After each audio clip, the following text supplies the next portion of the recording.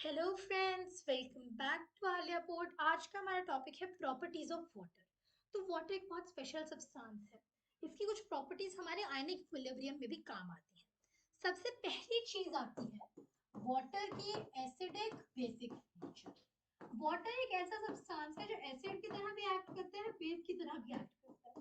देखो H2O है, right. H2O से दो आयन निकलते हैं जब डिसोशिएट होता है, H प्लस आयन और OH नेगेटिव आयन। ये H प्लस आयन जो है, इसकी प्रेजेंस की वजह से जब जरूरत पड़े तो water acts as an acid, और OH नेगेटिव आयन जब जरूरत पड़े तो it acts as a base, जरूरत पड़ने पे ही।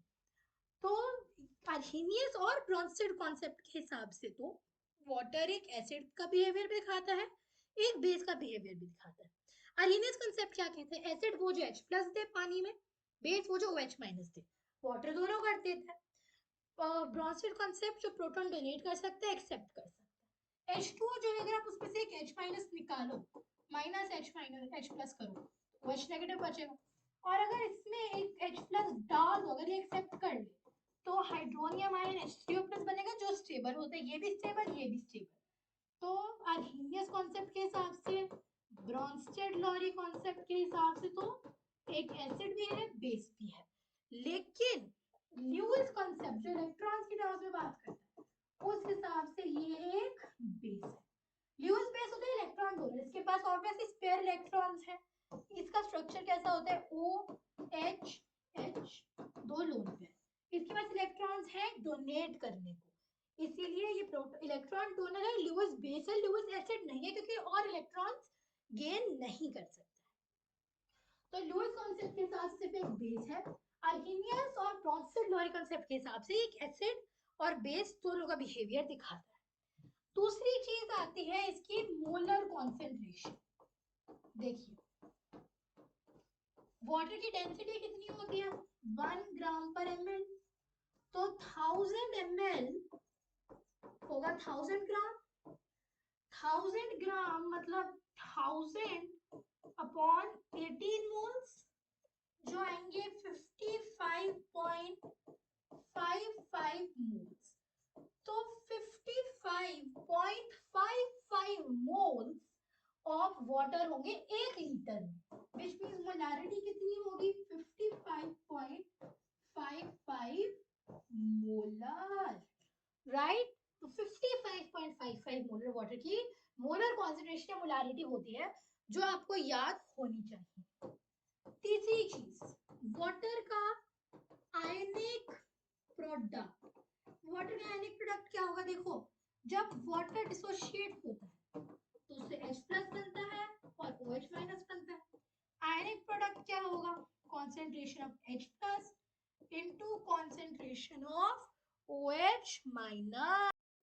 वाटर का देखो, एट 25 डिग्री सेल्सियस वाटर का आयनिक प्रोडक्ट कितना होता है? 10 टू द पावर -14। लेकिन जैसे जैसे as temperature increases, ionic product will also increase. ऐसा क्यों होगा? क्योंकि डिसोसिएशन ऑफ वाटर एक एंडोथर्मिक प्रोसेस होता है। तो जैसे जैसे आप टेम्परेचर बढ़ाओगे, डिसोसिएशन ज्यादा होगी, उससे कॉन्सेंट्रेशन ज्यादा आएगी, और उससे आयनिक प्रोडक्ट भी बढ़ने वाला है। मतलब पानी का पीएच और पीओएच कितना होता है? 7। वाटर हमेशा न्यूट्रल होता है। अच्छा, अगर वाटर का आयनिक प्रोडक्ट कभी 13.8 आया मान लो, तो तब वाटर का पीएच क्या आएगा? 7? नहीं, उस वाटर का पीएच कितना आएगा? 13.8 अपॉन 2, which will be 6.9। याद रखना, वाटर हमेशा न्यूट्रल रहेगा। देखो 6.9 हमारा मिड पॉइंट है, 7 के हिसाब से वाटर बेसिक होना चाहिए, पर नहीं, वाटर कभी बेसिक नहीं होगा, वाटर हमेशा न्यूट्रल होगा। तो जो भी मिड पॉइंट आएगा आपका pKw का, that is going to be your pH of water। Water हमेशा न्यूट्रल रहेगा, याद रखना। वाटर का pH मिड पॉइंट रहेगा, and water is always neutral. अच्छा, ये तो एक जरूरी चीज आ गई। फिर आती है आपकी degree of dissociation of water. Believe me, बहुत ज्यादा कम होती है। इतनी डिसोशिएट कराना तो उसमें H2SO4 डालना पड़ेगा थोड़ा सा। इसमें होंगे आपके number of moles dissociated upon total number of moles which is going to be, देखो 10 टू द पावर -7 से शुरू किया था जिसमें से आपके 55.55 बचे थे। 55.55 क्या था, 1000 अपॉन 18, तो 18 into 10 to the power -10, 1.8 into 10 to the power -9।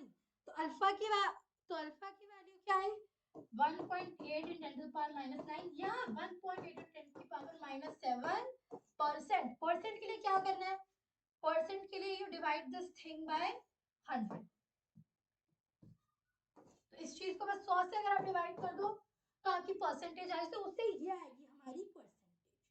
अच्छा, एक तो ये चीज है, फिर एक अलग चीज आती है आपका एब्सोल्यूट डिसोसिएशन कांस्टेंट। तो वाटर का एब्सोल्यूट डिसोसिएशन कांस्टेंट कितना है, तो मान से H2 है, इससे क्या बनेगा, H प्लस और OH माइनस। तो H प्लस और OH माइनस, इससे Ka which is H plus कितने रेट से निकल रहा है, Kb कितना आएगा दोनों केसेस में, देखो 10 टू द पावर -7 इसकी कंसंट्रेशन, 10 टू द पावर -7 इसकी कंसंट्रेशन अपॉन 55.55, इससे कितना आएगा 1.8 into 10 to the power -16, right. अच्छा, इससे pKb कितना आएगा, minus log 1.8 into 10 to the power -16 which is going to be, इसे लिख दो 18 10 पर -5 तो 17 minus log 18 which will be 17 minus log 2 होता है 0.3 और log 3 होता है 0.4, इस डबल कर दो तो 0.96 आएगा, जिससे आएगा 15.74। तो वाटर का जो एब्सोल्यूट डिसोसिएशन कांस्टेंट आता है वो आता है 15.74। H3O प्लस का जो pK आएगा वो कितना आएगा, 14 माइनस 15, 14 माइनस 15.74 which is -1.74।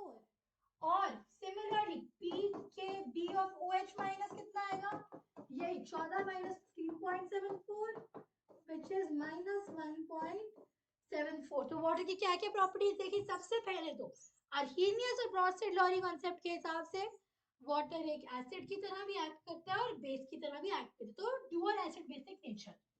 उसके बाद दूसरी चीज आती है, इसकी मोलर कॉन्सेंट्रेशन कितनी है, 55.55 मोलर या 55.55 moles per litre.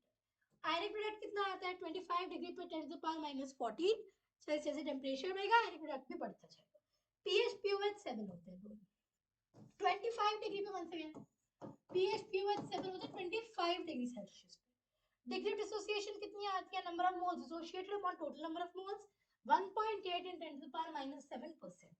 Absolute dissociation constant कितना आएगा, Ka Kb once again same value आएगी 1.8 10 to the power -16 और pK भी निकालना तो 15.74। H3O पॉजिटिव का हाइड्रोनियम आयन का pK -1.74 और OH negative ion hydroxide ion का pK भी once again -1.74। I hope concept clear है. That was all for today's video. Goodbye. Thanks for watching.